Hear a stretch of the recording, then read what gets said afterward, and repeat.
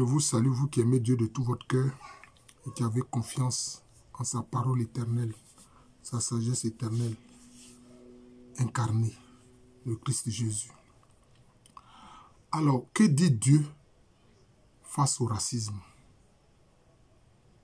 Parce que nous qui sommes des Noirs, nous, l'humanité, avec une peau basanée, nous sommes victimes du racisme des gens à peau claire, notamment des Caucasiens et aussi des Arabes. Mais que dit le Seigneur devant le racisme? On va prendre des exemples pour que vous compreniez. Dans la Bible, la femme de Moïse, je crois que c'est dans le livre de l'Exode, la femme de Moïse est une femme noire. On l'appelle Séphora. Et elle subissait le racisme de la propre sœur de Moïse, qui était aussi la sœur de Aaron. On l'appelle Myriam. À ne pas confondre cette malfaisante,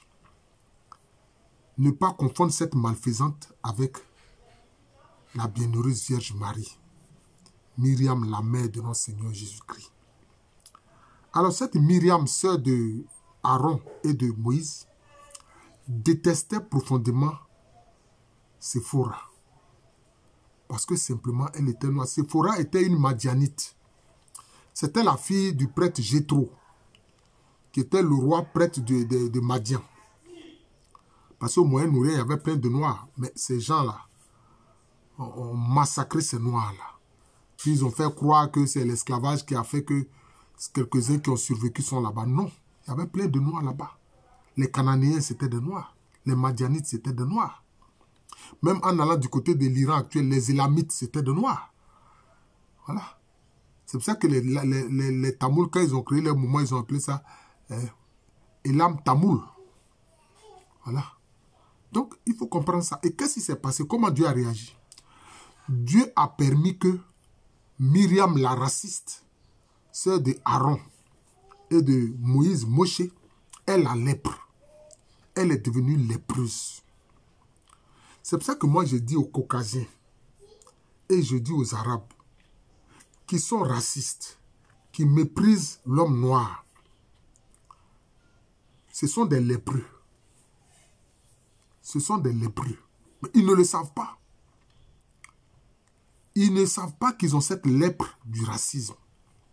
Mais évidemment, même celui qui est tribaliste, qui est ethniciste, qui prend position de haine, de méchanceté vis-à-vis de quelqu'un qui n'est pas de la même ethnie que lui, qui n'est même pas de la même tribu que lui, c'est parallèle au racisme. C'est comme du racisme.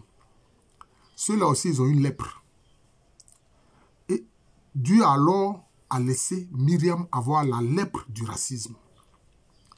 Et on voit dans les Écritures Moïse qui a, je dirais même, pleuré auprès de Dieu pour dire, oh mon Dieu, guéris-la, Seigneur, guéris-la, Seigneur, guéris-la. C'est comme ça que Dieu a eu pitié de Myriam la raciste. Et puis Myriam la raciste a recouvré la santé. Donc on voit bien que le racisme, ça s'apparente à une lèpre. Or, eux-mêmes, ils savent dans leur tradition que quand quelqu'un avait la lèpre, il criait impur, impur, impur, impur, pour que les gens s'éloignent de lui. Donc les racistes sont des gens impurs. Prenons le cas des Arabes. Dieu merci, ils ne sont pas tous racistes, mais en général. En général.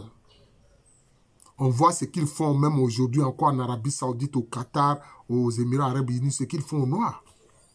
Alors que leur aïeul, Adjar,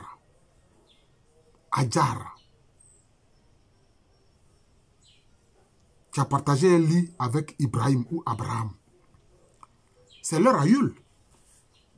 Parce que Ismaël est né de Adjar et de Ibrahim ou Abraham ou Adjara. En Afrique, si on dit Adjara, d'ailleurs son vrai nom c'est Adjara, parce qu'il y a le rat dedans, parce qu'en fait, elle était d'origine égypto-nubienne. Voilà, elle était d'origine égypto-nubienne. Alors vous, Arabes, Vous regardez l'homme noir, semblable à votre aïeul Adjara, et puis vous le méprisez, comme ce que vous faites là. Mais vous êtes des lépreux. Vous êtes des lépreux. On voit ce que même des Libanais font en Côte d'Ivoire, ici et dans d'autres pays d'Afrique. C'est des lépreux, ils ne savent pas.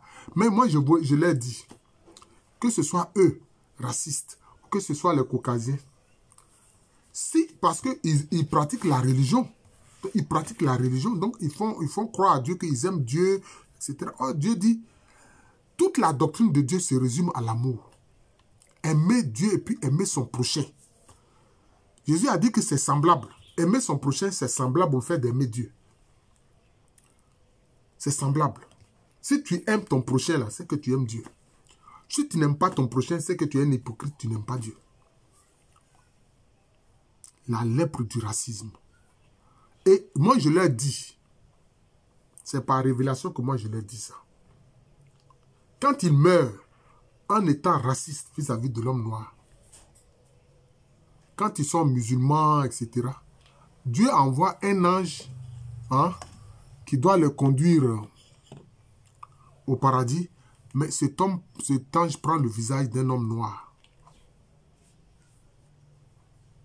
Cet ange prend le visage d'un homme noir. Il voit en arrière-plan le paradis. Mais, je peux dire l'entrée, c'est un ange, mais qui prend la forme d'un homme noir qui est à l'entrée. Quand c'est des chrétiens, quand c'est un prétendu chrétien, il voit le Christ, mais qui se présente sous la forme d'un homme noir. C'est comme ça. Alors maintenant, tu fais comment? L'enfer est de l'autre côté. Le paradis est là. Tu vois le Christ qui est devant l'entrée du paradis avec le visage d'un homme noir. Tu es musulman. Tu es raciste. Tu es un arabe détestant l'homme noir. Tu vas aller au paradis. Tu vois un ange ayant le visage d'un homme noir qui est devant toi. C'est ce qui se passe. Et ceux qui comprennent alors, ils confessent leur péché devant Dieu pour dire, je regrette d'avoir détesté l'homme noir de ma vie. Voilà. Et je reconnais, Seigneur, que c'est aussi l'être humain que tu as créé. C'est un être humain noir que tu as créé aussi. Qui est aussi à ton image, voire à ta ressemblance. Je demande pardon. Sans quoi, tu ne rentres pas au paradis. Jamais. Parce que ta haine raciste là ne va pas rentrer au paradis. Non.